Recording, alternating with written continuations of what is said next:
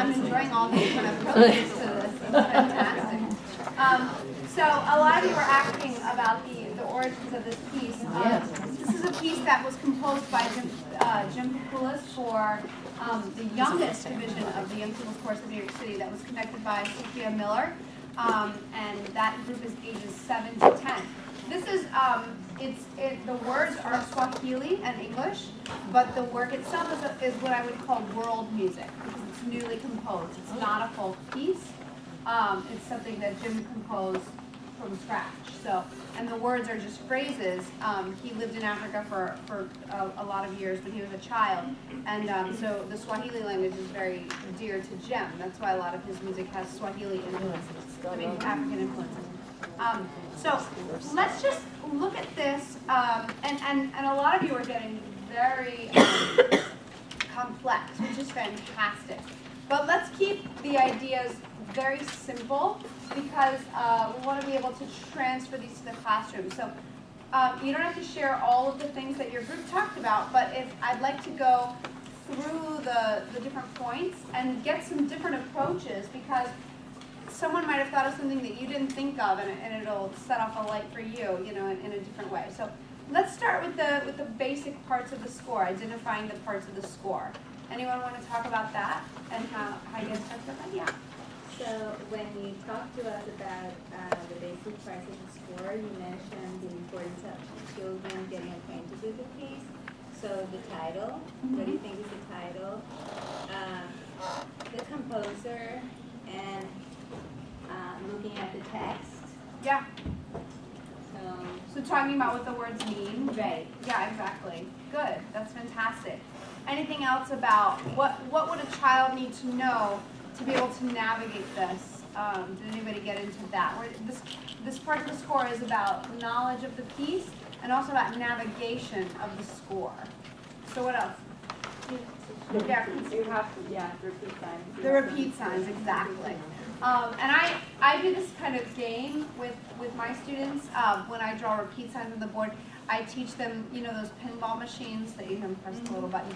I pretend that the repeat signs are like one of those rubber walls, and if the ball is going this way across the score, and then bam, it just bounces right back to the beginning, but then the second time, it's lost its power, so it keeps going on, that kind of thing. So getting them to constantly follow the score, and maybe that's something that you want to walk through before you've even read through the piece the whole way, to talk about where the actual navigation of turn back to page 2, turn back to page 1, whatever it is.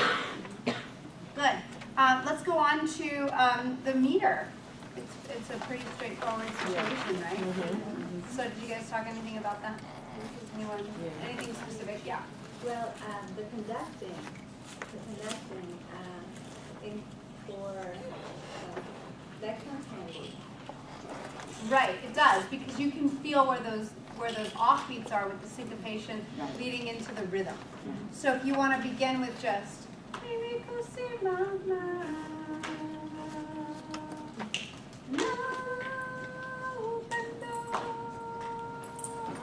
so you're really feeling that where the beats are. It's also preparing you to be able to sing while you. Right, so we're multitasking as we're doing that. Fantastic. Rhythm. The rhythm is tricky. We did the body You guys have a percussion. whole thing. Well, I think we're all very interested in what you all were doing. Is this for rhythm? Yes. Yeah, this was for rhythm. Yeah. You show you? So what do you have? Go. Ready, Anita? I think so. Let's see For the if I first remember one, now. let's see. Because we were really working on the third variation. There's two or three variations. So we're keeping the beat in our feet. Yeah, that keeping the beat on the feet and Yeah, then the keep rhythm it over it. going. 2, Yeah. ready, and Mimi ku, si, ma, ma. That was the first variation. Okay. And then at the Okay, end, and then we have. 66. I think measure 66 was a little different. Yeah, this is the one that took us a little while to figure out. So this yeah. what's interesting about This this is a variation mix. and what I like about it is with the keeping the beat in the feet, it keeps us grounded, Right, and right, African right. music is about being grounded in the earth. So, Then it became. but you're keeping the weight of the beat, in the lowest part of the body, so it's staying close to the ground. So measure the second 66 66. is a little different. 1, 2, ready, go. Mimiku si, mimiku si. Oh yeah, wait, let's start again, hold it, Sorry, sorry. 1, 2, ready, go. Mimiku si, mimiku si, mimiku si. Ma. And then we just did Oh, at the mama, end, we sorry. counted the 5 beats. Mama. Yeah, so we Good. went stamp, ma, So, stamp, and even teaching them while you're doing that, it's okay for them to repeat you. They don't have to know that those are 16th notes. So you can Right. just go, mimi, kusi, mimi, kusi, mimi, kusi. So you're feeling where the mimi, kusi, mimi, kusi, mimi, kusi. So the kusi is going, so, How would you suggest doing that long one at the end? Stamp, like stamp, ma, ma, right? Oh, just conduct it. Yeah. that's your job. Yeah. For me, in that part, I got the sense of down, feeling that strong beat and the hot beat. Yeah, because we have mimi, kusi, mimi, kusi, mimi, kusi. So that's on beats 1, 2, 3. So I have mimi, kusi, mimi, kusi, mimi, kusi. So 1 and 3 are the important beats there. So if I'm tapping this and I go mimi, kusi, mimi, kusi, mimi, kusi, right? I'm wrong. I think I'm wrong. Let me look. Yeah. So mimi, kusi, mimi, kusi, mimi, kusi. And putting those on the 1, the 3, and then back to the 1. Yeah? Good. So the rhythm, and one of the things that we were talking about, Quinn was mentioning, is that it's just so easy to teach it by rote. And I totally agree with that. When the rhythms are so complex and so off the beat, when you have this, mimi, kusi, ma, ma, you can give it to them by rote, and it's perfectly fine. But have them do something else that shows how it relates. So, mimi, kusi, ma, ma. Yes. One thing, she had discussed with I wrote, I suggested when they're starting to learn it, maybe there's the part where that thing, maybe Yeah. do it while they're learning the rhythm and the Well, that rhythm is easy, right? Did anyone? give them something to stabilize. Yeah, That's what I was absolutely. thinking of that as. Yeah, and that rhythm, the stomp, stomp, clap is easy. So we can go ti, ti, ta, ti, ti, ta. Try that. Ready, go. Ti, ti, ta, ti, ti, ta. So that's a very simple rhythm that they can identify. You can sing it for them and then have them count out the rhythm. Yeah, that's Mimi, good too. kusi, mama. You're supposed to count ti, ti, ta, right? We So while I'm singing. Yeah, that's what I know that. Everybody got that. Absolutely, but that's Why that's not, okay for them to take, the Kodai philosophy of bringing people from the known to the unknown. You take them from we will we will to rock ti you. ti ta ti Ti, ti ta. They're now making connections that the word flower can be in several different types of stories, but it's still the word flower. It's So it still would be there. That tiri, rhythm is still tia. there. Would you say that, have them do tiri, tia? I would do tiri? ti ti ta ti Just ti leave it and keep ta. it simplified rather Super- than, Well, yeah, because they're Actually, eights. They're it would eights be and quarters. tiri. Yeah, Ti- it would actually be tiri, ah, but, No, No, she's no, talking no, about no, stop, no, stop, no, stop, no, stop. oh, yeah. That's what I was Yeah, thinking. Let me go back. Yeah. Anything else on rhythm that anyone? Yeah. We noticed that the total always starts with don't live, and on page 5, the previous part ends with the total, and the same rhythm starts on part B. Sorry, page 5. On the top, part Uh-huh. total, it starts with the rest. And rhythmically, the next part, B, starts with the same rhythm, even on the different pitch-wise. on the different Right. So you have like a parts. little half of a section there, and then it continues on with the variation. And the rhythm is the same, but you now have the different notes. Exactly. Yeah. So and the stomps are RB1, so we can go watoto karibu dunia, and that's something that they can also Good. repeat. But they can read those eighth notes no problem, right? Yeah, that's what it would mean.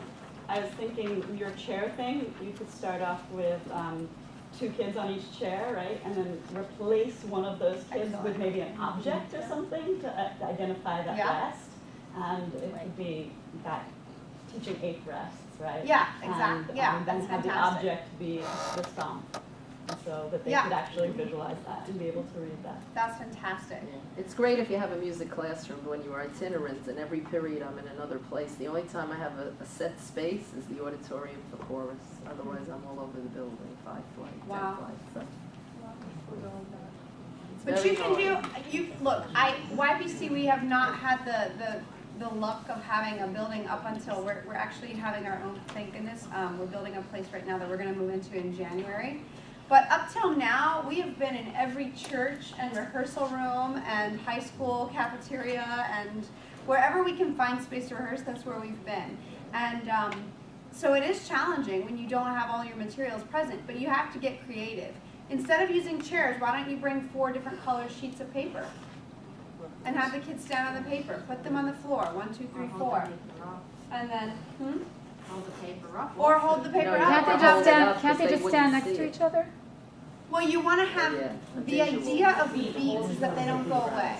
So it's something that's stationary. Right, but if they're standing there, you could And have the 2 body- together for the 8th nights.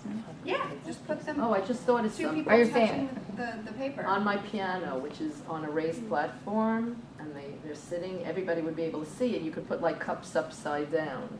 Yeah, And you just have to get really creative with your visual. with different sizes. You could Whatever have it a is. bigger, like say a 9 ounce, and then you have the 3 ounce. For the different beats, or for You the could 8 do that for subdividing when you have subdivisions. and- Yeah, you have to figure out what's going to connect to your class and to your room.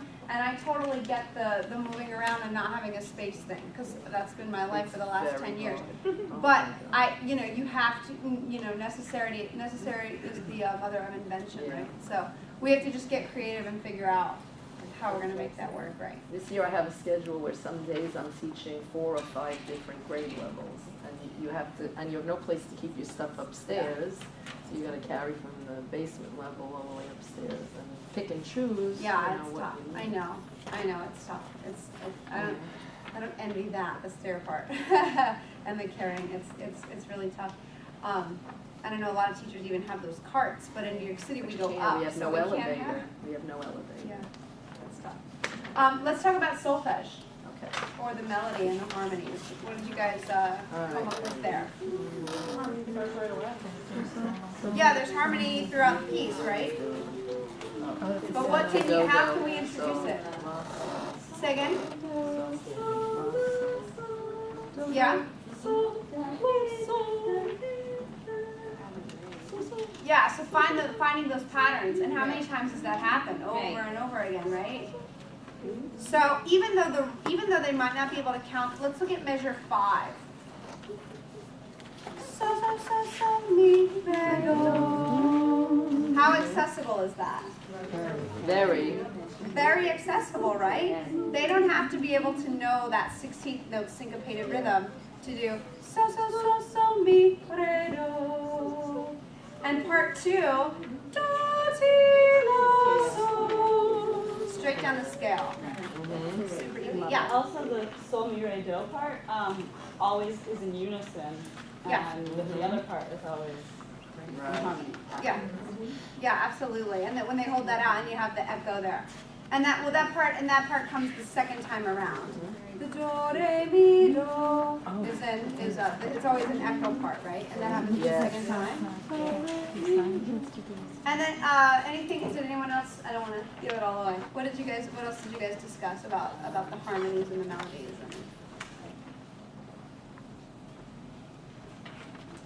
Yeah. I'm just wondering if you don't teach, perhaps you could teach everybody the melody to start with, and then introduce the other part following. Well, what's so great about this piece is that they do sing the melody in that first section. They sing "Mimi Kusi Mama." They're all in unison the first time, and then the second time through you add "Mimi Kusi Mama." So then you have that different line that comes in. So yeah, absolutely. Teach the melody the first time. Did anyone do anything with page 5, the Watotos?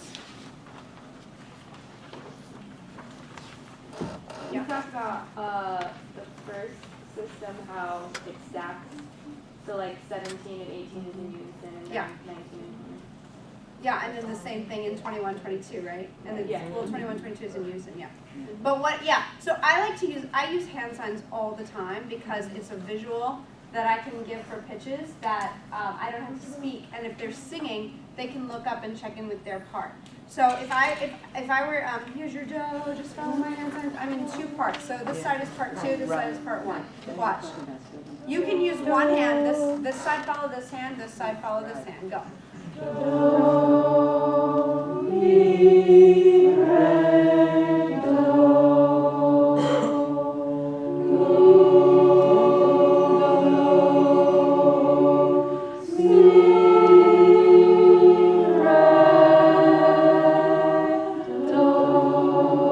You have to practice doing it once. Yeah, I've done that.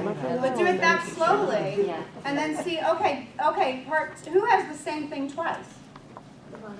The bottom voice, right? Do, mi, re, do, mi, re, do, and then do, mi, re, do, mi, so, fa, mi. So who has the harmony? You're jumping up, right? So you're teaching that. So by doing those 2 signs together, doing it slowly the first time, and then saying, okay, repeat after me. Do, do, do, do, do, do, mi, mi, re, do. Put that in the rhythm. 2, ready, and. Do, do, do, do, do, do, do, mi, mi, re, do. Now parts. So, so, so, so, so, so, so, mi. Right? And they're repeating the same thing. And you know what I'll do after that? I might get a kid to come up and lead. Do, do, do, mi, re, do. A child can do that. And who's doing it well in part 1? You're going to lead part 1. Let them do the hand signs. Let them take. The whole point of this is to make the children take ownership over their learning of the score, and for them to be the teachers and to be the music, so that they're not just constantly repeating what you do, but they are the musicians. And you have to call your choristers musicians. It's not just people who play instruments that are musicians. People who sing are musicians too. Put that on a shirt. When I show up to a concert and they say, well, the musicians will be here at 4 o'clock for the sound check, and I'll say, some of the musicians are already here. Right? So start treating your singers like musicians. All right? Good. And then the last thing, the form. Yeah. Well, we had gone through it and we figured out that the form is A, D, A, C, A, and then the coda. Yeah. But what we were discussing is it might be confusing for the kids because there are rehearsal letters instead of rehearsal numbers. Which will sometimes confuse the kids when we're talking about form and instrument. Well, but go back to the letter A. Yeah, that's what we were discussing, Yeah. maybe replacing So, the A with a but number. that's where the first part of identifying parts of the score comes into this. Because they're 2 different things. And people can't confuse the form of a composition with the building blocks of an ottavo. Right? So we have to identify with our singers that these are the parts of the score. It's going to be the same for every score that you see. It's going to be, some scores have rehearsal numbers, rehearsal letters. Most scores have measure numbers written. Some scores will have the measure numbers written at the beginning of every stanza. Some of them will have them every 5 measures for whatever reason they decided to do that. So it's about teaching them that these are the letters of reading, and these are the words. This is how they compose their sentences. So, okay, anything else about the form? Yeah, one more thing. When I talk about form, I learned it in Kodai at NYU to, like to do A prime, double prime, right? That's how I learned it. I remember in Nipmuc College too. I don't use that anymore because a few years ago they had an ELA practice test where the 4th graders had to write a variation on a story they read. And my kids, who were Chinese, they didn't know what a variation was, so they didn't know what to do in the writing part. They had to just change the ending, and they were dead in the water. So now I connect that through music, so every kid on every grade knows variant is a change, a small change. So, Yeah. I And we use the can, word and that's where variant, you so I'll can use the a imagery V, of VV. the ice cream or Right, the which is types great. of pasta. I've put together, if you have a partner song and you have, let's call this section fettuccine and this section Wrote- marinara, and then they come together. Now I have fettuccine marinara, you know. Yeah. So if you have partner songs, think of the images that you want to use to assign these things. Right. It But they has have to make know the musical sense, vocabulary. and it's also, that's a gateway into the real A prime, Right. A double. That's No, but variant, I'm saying replace that with variant. right, So they know, but yeah. A prime is a variant. Yes. It's a variant. But they don't A. know that word. These kids in elementary school don't know variant, variation, any, you know, the noun, the, yeah, they And don't chocolate know. ice cream with sprinkles is a variation of chocolate ice cream. Right. Right. So all of that is feeding into the same concept. Absolutely. Yeah. Now, I was gonna say that it's helping them make a connection, but if they can find another word that helps them even more, then. Yeah. I'm a huge fan of analogies. I use analogies in almost every sentence that I say. I just really like analogies. I think it works for people. With working with children especially, I like opposites. I like for them to experience the opposite of what I want so that they will arrive to the place that I want. If they're singing with what I would call east to west vowels that are real bright and pushed, you know. All right, sing it that way. Go. Mimi kusi ma ma. Okay, good. Now make it the opposite of that. Can you make it a north to south sound? Mimi kusi ma ma. They'll open up right away because they understand opposites. Yeah. They really get that. Okay. Anything else about form before we leave this? I'm gonna play a YouTube video for you that is not it's not one of those videos that has it's one of those videos where they just play music where there's a picture, but it's for Oye. So can you take out Oye? Oh, yeah. And this is live, so there will be some clapping and cheering, and we are in Japan. I could sing this on stage in Carnegie Hall this year for the mariachi band. Anybody else here do Link Up? This was a song from this year that everybody, all of us had to teach our kids to sing. Oye. And supposed to be a tree.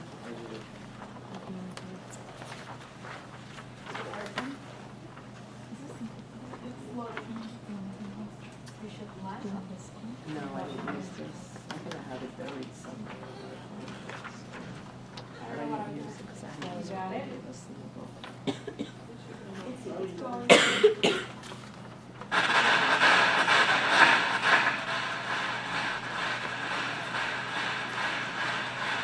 This is an encore, so it begins like this. So just follow along.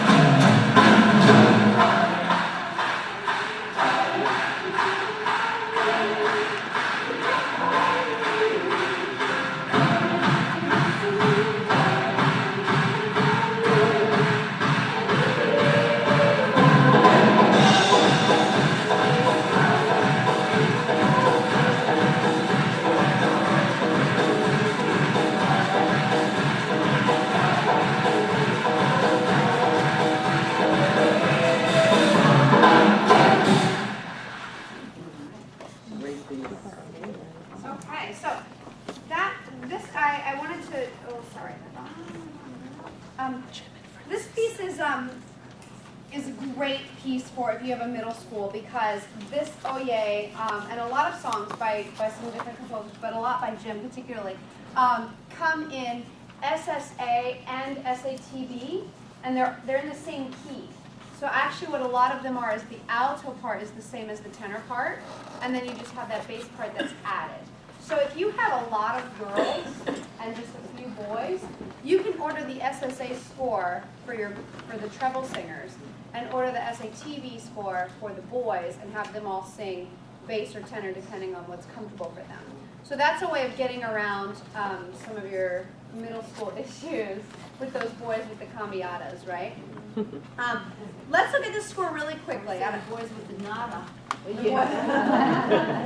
Yeah, they have that two note range for a couple of weeks there, and then it becomes 3. Good. We many years ago, 4 years ago, we began a new division in YBC called a MEANYC, which is for boys with changing or recently changed voices. And it's called Amani, which means hope in Swahili. Amani Utupe. There's a piece, Amani Utupe. Yeah. There is by Jim. But it means hope, and we hope that they'll sing someday. So that's where they go until they solidify their situation. Let's look at page 8. So this is just a partner song.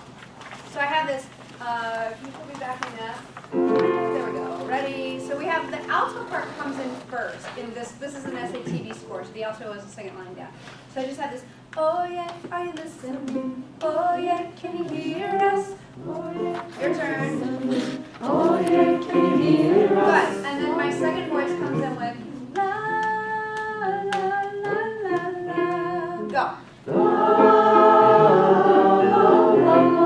And then there's second phrase la la la la la.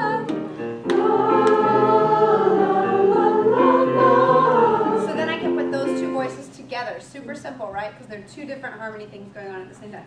And then I can hear you calling. Your turn. I can hear you calling. Exactly. So first I'm going to have my altos come in, then the men on the la-las, and then the sopranos on the I can hear you calling. In the SSA score, I think the la's go to the soprano 2s, and the altos still stay on the oh yeah. And that's fine. You can have the tenors sing with la la with the soprano 2s. Totally fine. Okay? And this is another thing where, if you look at letter D, oh yeah, I have everyone together, and then they split, oh yeah, Right. oh yeah, we are calling to you. So make those notes your anchors are do do, ti ti, do do, la la la la la so. I teach this by solfege. Just because it's a pop song doesn't mean that we can't get the musical information from the score. And once they get it, it's good and it rolls and it's fun. Good. Any questions about Oye? Good. When it says, excuse me, Elizabeth, when Yeah. it says original recording from the compilation CD, is there something available? Yeah, it's called Sounds of a Better. The album is called Sounds of a Better World, with the Small Voices Foundation. So, but there's a million YouTubes of this. Yeah, So there is on YouTube is the greatest resource for us as pro musicians because we can shop. Except it's blocked when we're in school, so we have to download it onto a thumb drive, and then that's how you get around it. But it's great, and someone asked me a couple of weeks ago, do you let your students listen to YouTube recordings and things like that? And I said, I really don't. I try to avoid it because I think it's the equivalent of reading a story out loud and then watching a movie of a story instead of reading the story out loud and letting them imagine the characters and imagine. When we just read the music and create our own version of it, we're creating. We're being artists. When we watch YouTube or we watch those other things, we're just copying. Yeah. And it's okay for us to reference it at maybe I would bring it in after they had been working on a piece for a while to reference it, but it just makes for a copycat society. And I think we have to teach our children how to create and to teach them how to use the skills that they have to get through their pieces. The other side of that is, as a teacher by myself, whenever I'm looking for scores, I go onto YouTube because I want to see, A, how many people are doing it, B, what does it sound like and what are these different versions, and which one is the best, and oh, I'm going to order that score. Or if I have a score that I've never heard of before, I might listen to it to see it. So it's good for us as a resource, but I don't like putting it in front of my students. Okay. Yeah. One more thing. I've been exposed to choral music being in a chorus for many years and professional choruses and et cetera from junior high up through. What I find is a lot of time when you're doing pieces in foreign languages, they're not giving you the real translation with the words. Like I'm looking at the translation here of Jim's Spanish, and it's not. Estás solo means all alone, but llorando means crying. And en silencio means in silence, and darkness is en la oscuridad. So even though sometimes you have the right verbs, they're not in the right place, so you're not. This is a poet, right? So like I try to give the kids literal and tell them exactly, so when they're singing it, their facial expressions, their feeling is exactly with the word rather than, Yeah, and that's definitely part of our that's job as something the we have conductors, to do the research behind whatever language we're singing and figure out, it's like when you were taking voice lessons back in college and you had to write down what every single word was. So you still have to know that, and you have to understand what the words mean. A lot of time these poetic translations are because people choose to sing them in English, which I don't. Whatever, I'm not going to go there, but that's why a lot of the poetic translations. But yes, you should definitely know what the words mean, and a lot of our students know what they mean if we're singing in languages that are accessible to them. But that's also a way of unifying kids as well, especially absolutely. when it's their language. They love it. Let's look at Amazing Grace. So this is another one that I think is really appropriate for middle school. And you could, if you have some cambiadas or some boys with changed voices, you could have them sing the soprano part down an octave, in unison, or if they're reaching the alto notes, they can sing to it. Let's just read through and take whatever line you choose. Here we go.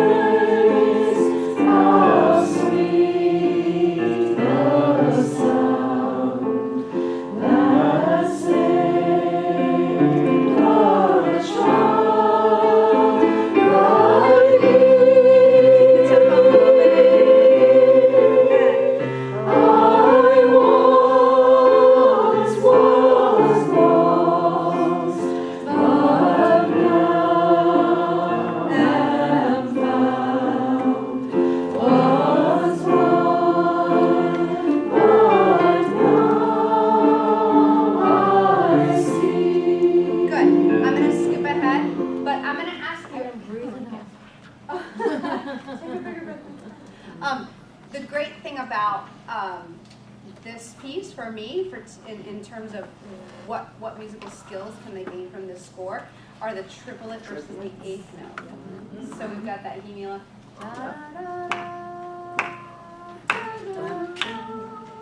And it goes back and forth. So they have to be able to make that differentiation. And that's why I say this is for older singers. I would do this with at least fifth grade, at the very least, and moving on. Let's go to the verse at measure 36. So now we have an introduction of an alto part. Okay, here we go. And 1, 2. Amazing grace, how sweet the sound that saved a child like me. I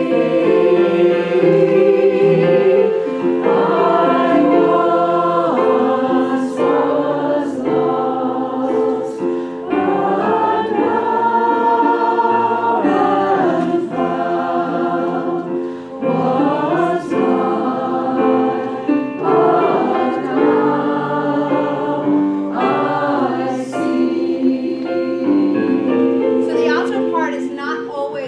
parallel motion. It's cross voicing. So that's fun to teach also, that, you know, hey, altos, you get to go higher than sopranos. Isn't that fun? Yeah. So we get to teach cross voicing, and the alto line, again, back to the earlier point of picking things with harmonies that they're moving in different directions. They're not always this kind of parallel sixths or thirds or fifths or whatever it is, but rather you've got this, the alto line could stand on its own, and we could be able to hold on to it. Let's all look at the oohs, and I'm going to ask you to read on solfege. This is measure 53. So now we have a descant here, and I'm going to ask you to read it on solfege. So we're starting on mi, sol, mi. Here we go. 1, 2, and mi, sol, mi, fa, mi,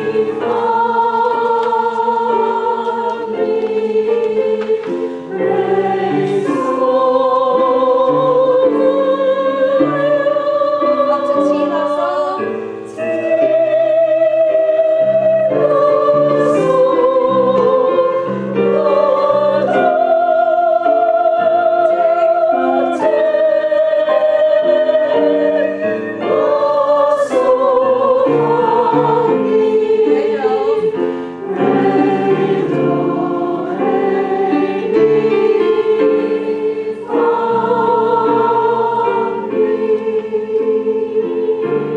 Good.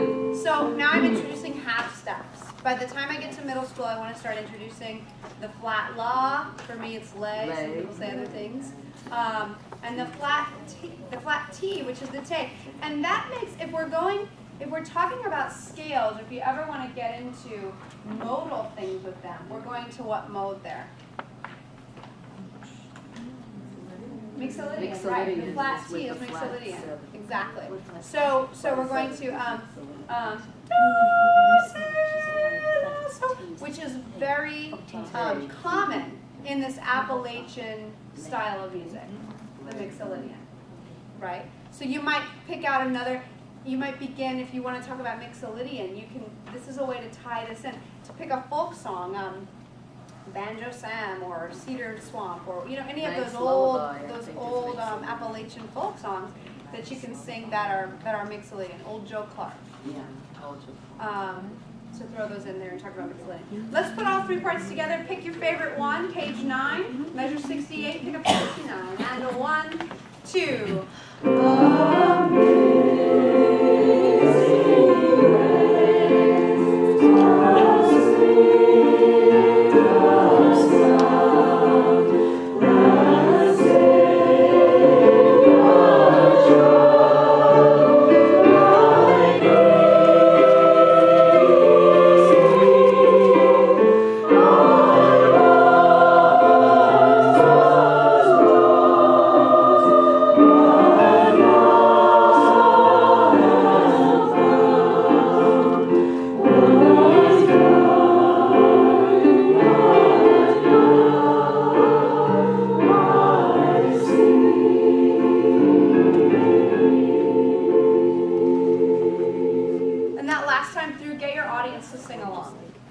Everyone knows this tune, and they've heard it now 4 times. Really nice to. So bring them in, and let them sing along. Good. Let's go on in your handout to section 2. So I'm running out of time here, but I want to get to some of the things that I had with part 2. So questions to ask when choosing repertoire. Who are your singers? God knows. Anyone who will come. Come y'all. So think about their age. Are they young? Are they old? Are they experienced? Are they inexperienced? Are they changed or changing voices? How many members in the ensemble? So these are all factors that are gonna really impact your selection of repertoire. The second question you should ask is, what's familiar to them? If you just love Mozart and Brahms, and you choose all Mozart and Brahms for them, they're probably not that familiar with Mozart and Brahms, and it's going to be too much, and they're going to decide at that moment that they hate chorus. They don't want to be in it, because they don't know that music. So what's familiar to them? If it's Oye, give them an Oye. If it's let it go, give them let it go, but balance it with the alternative realms. That's the key.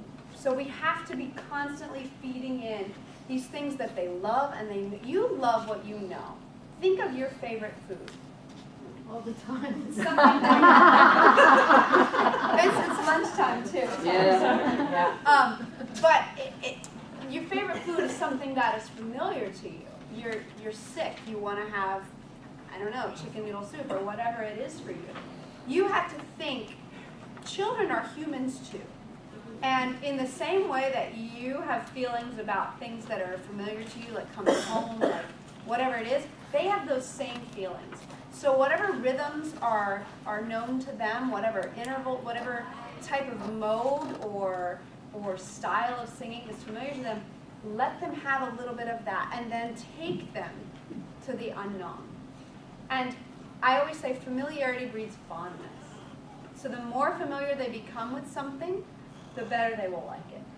I always begin when I introduce pieces, if I go to a guest conducting, I'll always say, what's your favorite piece out of these 5 pieces? And they'll always pick the song that they know the best, 100% of the time. And so I'm going to ask you at the end of the weekend, which piece do you like the best?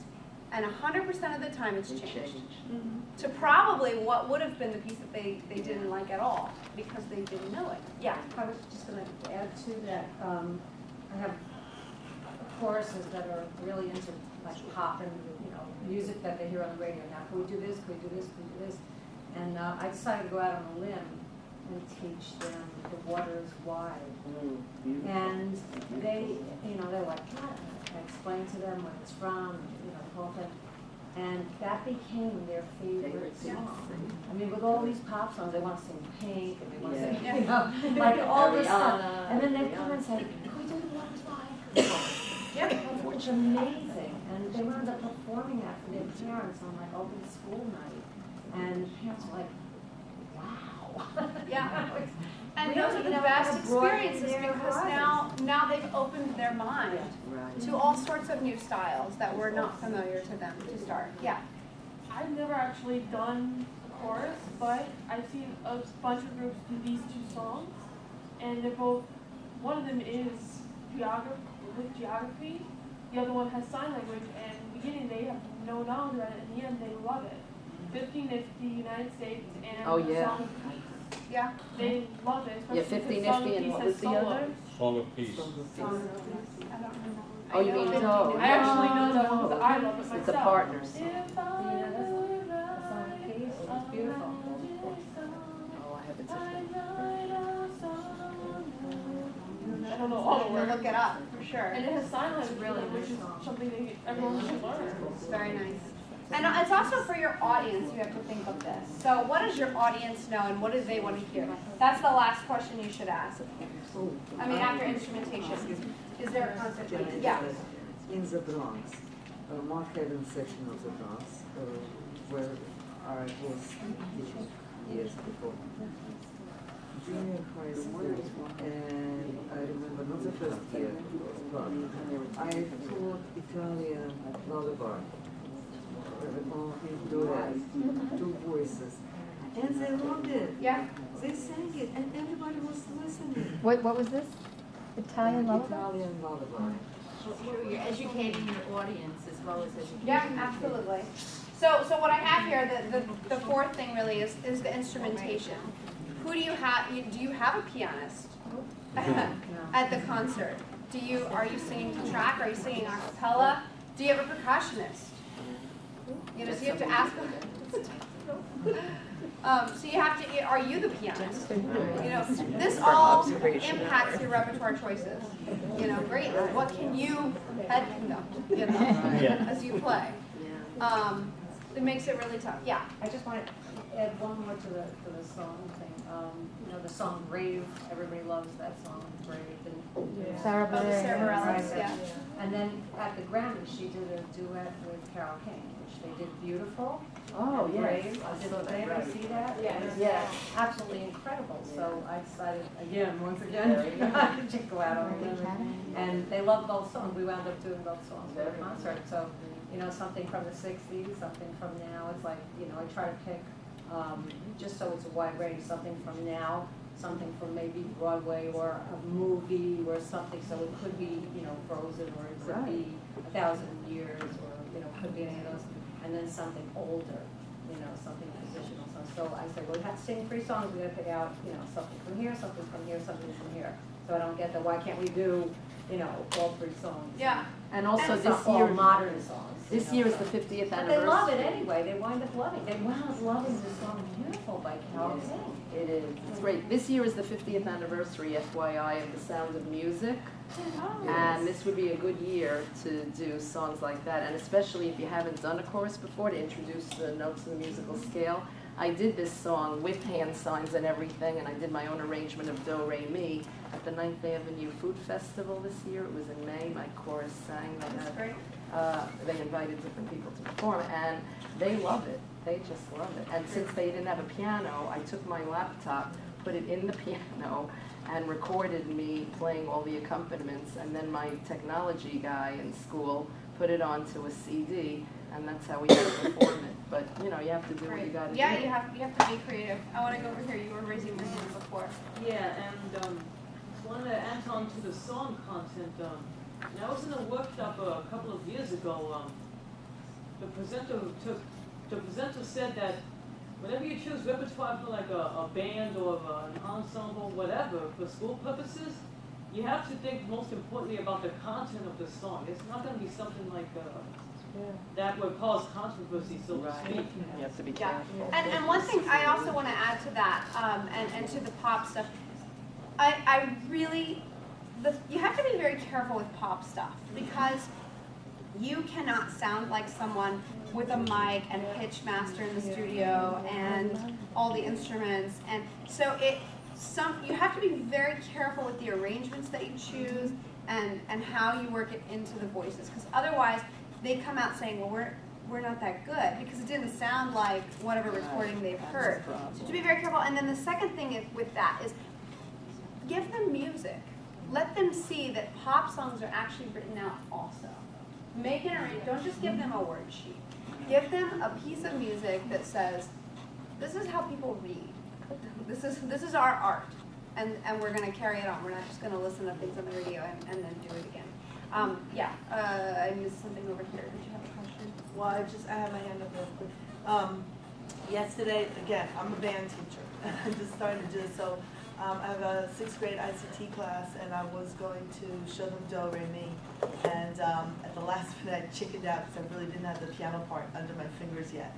But I was kind of like losing them because it was kind of a period, and they were all, you know, starting to go. So I started just singing a cappella and started showing them. And then as I was doing it, I also had the hand signs on the thing. Kerwin hand. And the few boys that had been causing some potential problems, all of a sudden they just started like doing this nice little beat to it, and we were singing it a cappella, and it was so nice, and we were doing that, you know, do, mi, mi, mi, so, right part with it. It sounded also, I'm going to be doing that way at the concert. It just fell in my lap like that, and that was just really nice. We didn't need the piano, and they took ownership, and they made it something I didn't even do. I actually built that into my arrangement so that the sopranos was going, when you know, while the other groups were going, do, mi, mi, mi, so, Exactly. re, fa, fa. But to have those boys do that beat, it was, which is it was great. really just that, like, you know, the banging on the wall, banging on the floor, the boom, boom, bop, boom, boom, bop. Sorry, Like that. I want to get to some other questions. I'm so sorry. Yeah, I love that,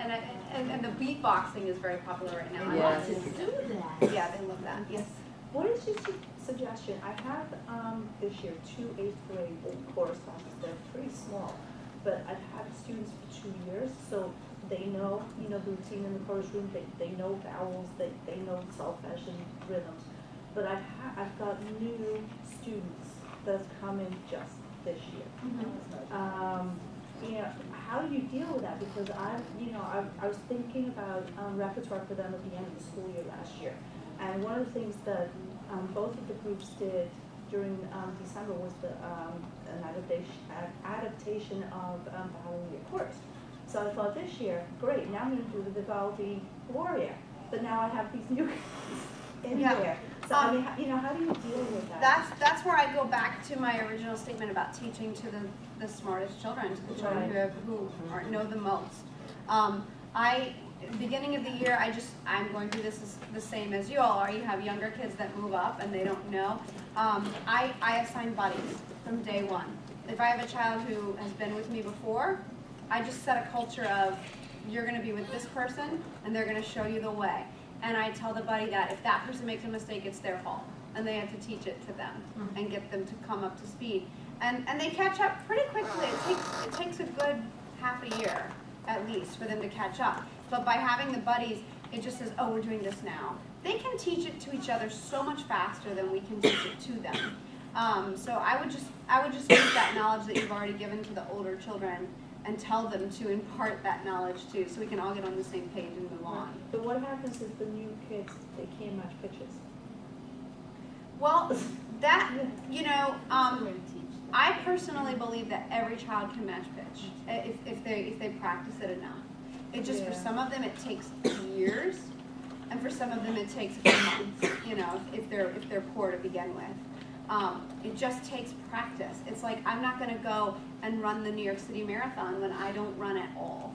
I got to start with baby steps. I got to start training, and it's the same way learning the muscle and listening. And you might need to take a few afternoons and ask those children to come to your classroom and work with them individually, just to get them on the right pitch. I have a girl in my advanced middle school course who has a hearing aid, and she has trouble hearing at all. So I actually have asked her mother, because this group moves so quickly through repertoire, I've suggested that she have private voice lessons. And that's not always, you can't always go to a parent and say, hey, give them private voice lessons. Sometimes you have to do it yourself. But I have done that in some cases. I've said, I want to meet with this child individually so that I can help them to catch up. If it really is a case that is not going to help with just the buddy system. Yeah. This past year too, I started a website just through Google Sites really easily, and have sound files on it where my choir can go and they can practice their parts. So I record their stuff and stick it on there, and they really love. And they love to practice it, and that just make sure it's a good recording. Yeah. I mean, that's the trap that a lot of people, they'll just put any video. Make sure it's a high quality, and this goes back to the interpretation thing. So what is your interpretation as an artist? And if I do send my students to listen to that, I'll even say to them, I don't want you to do it like this. Just go as a reference, and then here's the way we're going to do it. I have a very if my interpretation is different than that. I want to go through this a little bit because I want to get through the rest of the questions here. So here's some common misconceptions about programming choral music. Older and advanced groups must sing in many parts. Not true. Let them sing a unison song and be really good at it and make it really beautiful. It's completely okay. Don't feel like because you teach 8th grade chorus, it has to be in 3 parts. It doesn't have to be. It can be in unison, and it's perfectly fine. The other misconception is that you always have to have the boys on their own part. It's not always the case. If they're just learning, these poor boys, they have a brand new instrument. They don't know how to use it at all. So let them sing an octave lower than the girls, or with the girls sometime, so that they can feel strong. You don't want them to feel so helpless and incapable that they get turned off to singing altogether. Make them feel like they're doing a great job, even if they're singing 2 notes only in that change. Let them sing those 2 notes, and then a couple of months it'll change. They'll get a little better, as they practice using that new voice. If you're a female, I also suggest if you can ever bring in, barter with your male singer friends and say, look, just come sing for my boys one day and let them hear you and sing with them so that they can hear a male singing that part. It's a lot of men can sing up the octave. If you're a male teacher, you can sing up the octave for your younger students, but women, we don't have that luxury of being able to drop the octave. So bring in a friend that can sing it. The other thing is about reading music is all or nothing, which I already mentioned. Make sure that you're encouraging them that they can read music, even if they're just reading it a little bit. Good. So order of harmonic concepts for children. This is, I always try to base my repertoire choices on this, and that if I have a reach, maybe my reach is something more difficult. My order is unison, partner songs, canons, a counter melody, and then parallel motion.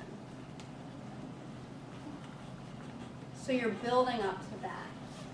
So if you're just singing for the very first time, have them all singing part one, totally fine.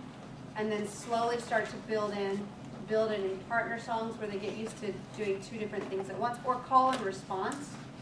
That's another variation of unison. They're singing one part at a time, but it's at different times. And then counter melody and parallel motion. Any questions about that, about the whole idea of choosing repertoire? Okay. Yeah. Sorry.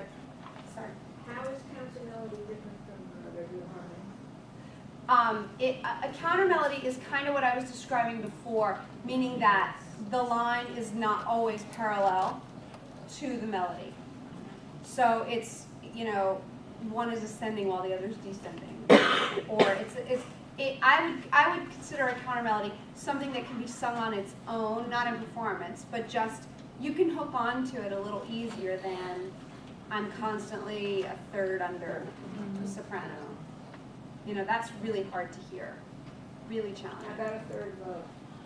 Either any types of parallel motion. That's the most difficult. It's the most difficult to tune. It's the most difficult to teach, and then you get very confused about which part is the melody. So you have to have an older ear, a more experienced ear, to be able to hear that. I remember my brother taught me, and I must have been between 8 and 10 years old, and he just taught me a parallel harmony. I got it right away. Yeah. So I Well, never thought it was that definitely hard. there's gifted children out there, that can do it for sure. But this, and I'm not saying any age on this order. I'm just saying that this is the order of, advanced, easier concepts to advanced concepts. So if you have a group that's really inexperienced, you might have one student in there that can hold that parallel harmony, but it might be more difficult for other children who aren't there yet. I have a question about accompaniment. So I often hired an accompanist to play piano, and more often than not, the administration had a accompanist singing, So I never used the track, but I'd like to know, do they have something that's just piano? I don't want the vocal on it. There are so many tracks out there that are available now. If you go to J.W. Pepper and you search a song, there's a lot of times a track for purchase, for sure. That you can look. I don't know what websites you all order music from, but I do know for a fact that J.W. Pepper puts that as part of their thing to buy. Yeah. Okay. I want to go on just very briefly to part 3, what I'd like to call creating a community. So much of what we do as choral teachers is beyond our basics of reading music and performing music, but it's also about the culture of the classroom. Why do we sing?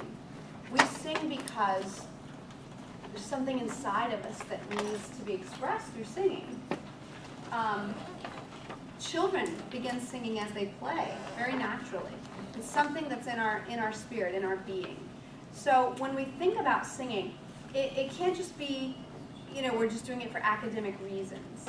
But we have to stay true to the art of that, and then being able to teach the skills that back up the art is the thing. So I have philosophy versus formula. So if you're very formulaic in your approach to teaching choral music, it's going to have a staleness, an emptiness, because the heart of the art is missing. So we can't lose that, and we have to, as teachers and as conductors, we have to figure out when is it time to let go of that mistake and let it feel good. And that takes a lot of experience and trial and error of, okay, I'm gonna let that go and we're gonna sing it beautifully and it's gonna be what it is, but everyone's gonna walk away with a good feeling. So we have to figure out, and I give the disclaimer that that's not to say let things go out of laziness or because it's too difficult to fix, but you have to know when it's becoming counterproductive with the singers and they're becoming downtrodden. You don't want them to feel that way. You want them to feel like I'm singing and it feels good and I'm expressing myself through my voice and I want to keep doing it and I want to get better at it. That's overall what we want to give. The creating a culture. In YPC we have a term that we say, children are left at the door and inside the room are young artists. And whenever they come into the rehearsal, everything stems from this idea that you're here to make music as an artist. And if your behavior, and this goes into discipline, because if the behavior that you're participating in right now is not helping us to create our art, then it needs to stop, very simply. And we create this idea that the art is the goal at all times.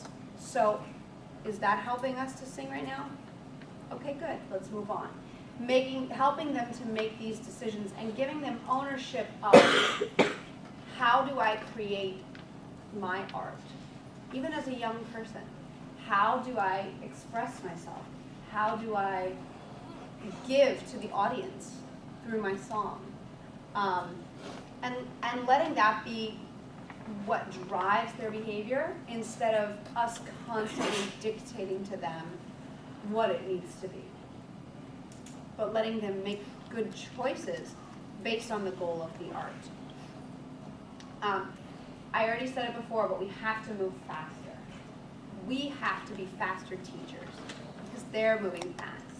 They will get more done, they will be more excellent if you can make yourself teach faster. Not take fewer steps, teach the steps more quickly.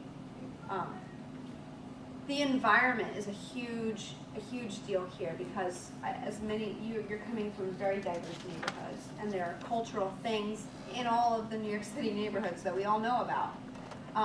So you have to figure out for you, how do you give the students this feeling that I'm talking about being a young artist within their environment. With YPC, I've noticed a very big difference with children's behavior, and some of you who are involved in other programs like Carnegie Hall, things like that. You'll notice when they go somewhere special, they behave a little differently because the place demands respect. So I say that to say, what is it that you can do in your classroom or when you're moving from class to class, what is it that you can evoke that demands that kind of, oh, I better really do my best right now. You have to, again, be creative in how you're demanding this of them. And the last thing is putting a spin on peer pressure, where it's a positive peer pressure of you're constantly encouraging and using those children who know what they're doing to create a better chorus. I have a saying in my choirs, we're only as good as our weakest link. So I say to all of them, so find the weakest person here and help them get better so we can all get better. And they do. They want to help each other and they start to talk to each other about oh, let me help you with this part. Yeah, we're right here. You know, and I see this happening. And it's because over the years I've created a community where we have this idea to help. And it's not something that's going to happen in a day or in a week or even a month. It does take years to create a culture or an idea in your classroom, but it can be done. And they will feel that when they come to chorus class or to music class, this place is special because I'm respected here and I am an artist here. I can express myself. Even if I'm not the best singer in the world, I can contribute and I can be valued here. And the culture will change. I want to say a couple of things about electronics. Most of you probably, they collect electronics at your schools. I don't know what the rules are. In my rehearsal, I have a lot of electronics. My kids are on their phones. constantly. And I've talked to a lot of choral directors across the country who have after-school programs like mine, and they have baskets at the door that collect their phones, and they have this and they have that. And if anyone takes out their phone, they get a warning, they get the phone taken away. I just feel like the more things we take away, the more it is like a dictatorship. It's not, you're not choosing. I want you to sing and do a good job and focus on my rehearsal because you want to. I don't want to tell you to do this for me so that you'll do it. I want to figure out how do I motivate you to not want to be playing Candy Crush or whatever the games are that they play. Words with friends. I don't know what they play. But how do we inspire them to not want to do that? So I recently started, when people would take out their phones, I would just, whatever, if I'm rehearsing a piece that's in a language or something, I'll say to them, you have your phone out, can you Google real quick, what is the name, what is the meaning of that word? Can you, even if I know the answer. Turn a negative into a positive. I'm turning a negative into a positive, exactly. And I'm encouraging them to, oh, she sees me, I'm a part of this. And, say again. It's also self-check. If they take out your phone, it's like, oh, I must be really boring right now. Yeah, exactly. I guess I need to line it. You're not moving fast enough for them. Yeah, they need more stimulation. Yeah, you had your hand Do you up. have any tips? I mean, if you have a chorus where they're not all selecting it, and they are maybe even in high school, or they're maybe just fulfilling a credit that they need, an art credit, and they might be acting silly or immature. I'm thinking of some boys in a high school chorus. That's tough because I hated sports and I had to take PE, So I think of it like that. It's like, not every kid likes sports. But we have to find a way to connect with them personally that says, hey, maybe this is not, you're so good at basketball or whatever it is, but right now you're here. So the way I see it, you have two choices. You can participate and we can have a nice time, or you can not participate and it's going to be kind of like, just talk to them like people. We have to learn to communicate. If you see someone coming in late, we don't need to scold them. They know they're late. I don't need to say anything. I mean, again, disclaimer, there are times that you have to say things, but that's part of creating your culture. My children are allowed to go to the bathroom without asking in middle school. They start. Even in our elementary group. If you have to go to the bathroom, go to the bathroom. By giving them that freedom, and I know it's different in schools, you're telling them that I'm going to trust you to know when it's appropriate to stand up and go. And I also tell them if you're in the double digits of age, that you should be able to hold it for 2 hours. So most of them are 10 and older, so I say, well, that's my 2-hour rule. If you have to leave every single time. But we're all adults. How many times you've been sitting here today, we've been here for almost 4 hours. Aren't you like, man, I really like to stretch my legs? They're humans, they're people. Sometimes their fidgetiness or it's just a need to go to the bathroom or to stand up and stretch so as I try to create my culture within my group, I'm trying to create a place of respect. And they won't always fall in right away. But after a couple of years of, hey, this is chorus, this is what we do here, they will get into it and they understand. And I don't have children abuse the bathroom privilege anymore. I did when I first started with my group 10 years ago. I don't have any problems with going to the bathroom. They know if I need to go, I'm going to go. And if not, I'm going to sit here and do my best in rehearsal. That's not to say we don't have hiccups. We do. But I would just talk to them like you would talk to anyone, to a friend, to say, hey, I totally get it. This is not your thing right now, but why don't you give it a try? See if it grows on you. See if familiarity breeds fondness. So, very quickly, I want to just also go to social media. So for a lot of kids, social media is a big deal, and this is for older children, because not a lot of elementary school kids have a Facebook profile or whatever, but any enthusiasm you can generate in your classroom through a Facebook group, and you might need to send home permission slips or whatever to get permission for your families to participate, or maybe if you start a blog where you're writing about where you put up links that people can listen to, and you put up pictures of the last concert. People love to see pictures of themselves, not just children, adults too. We like to see ourselves doing things. So put a blog together with pictures of the last rehearsal.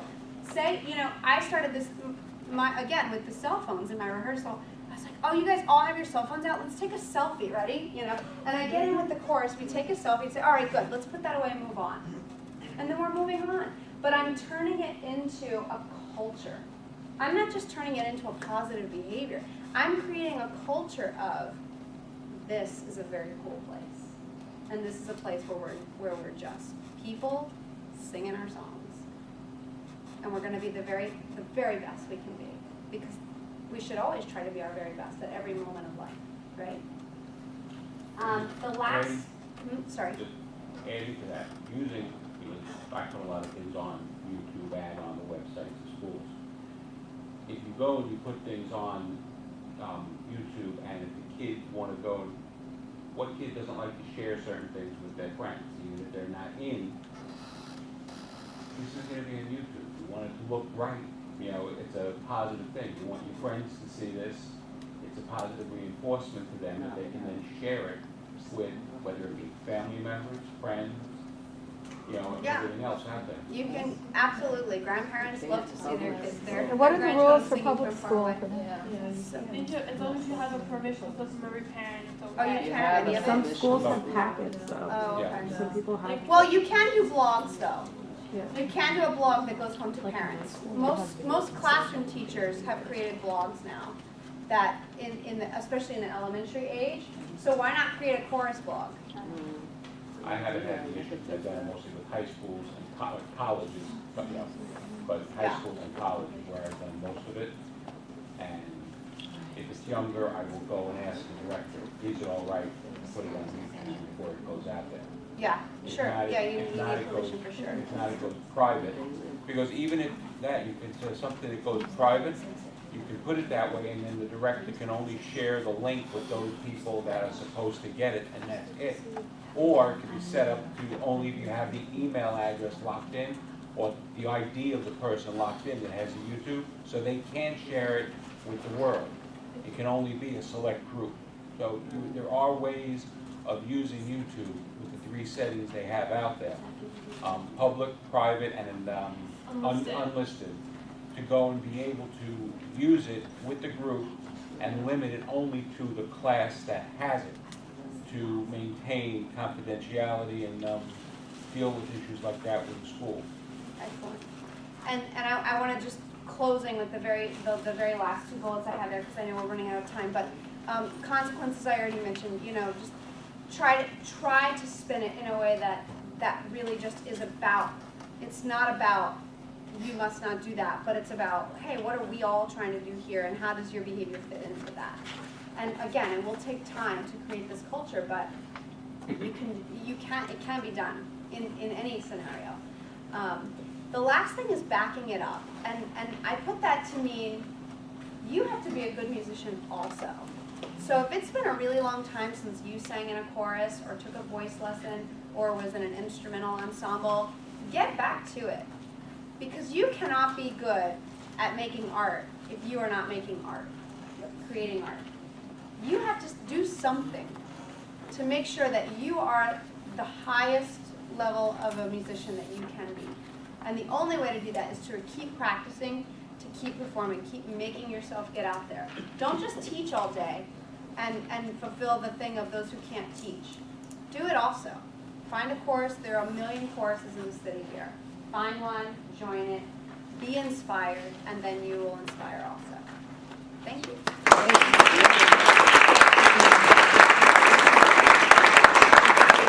a big thank you to Michelle. Thank you so much.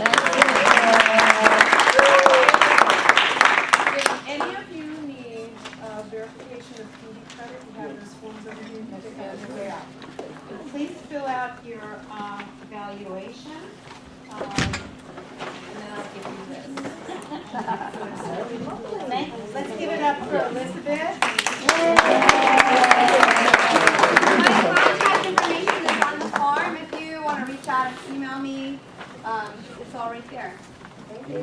Thank you.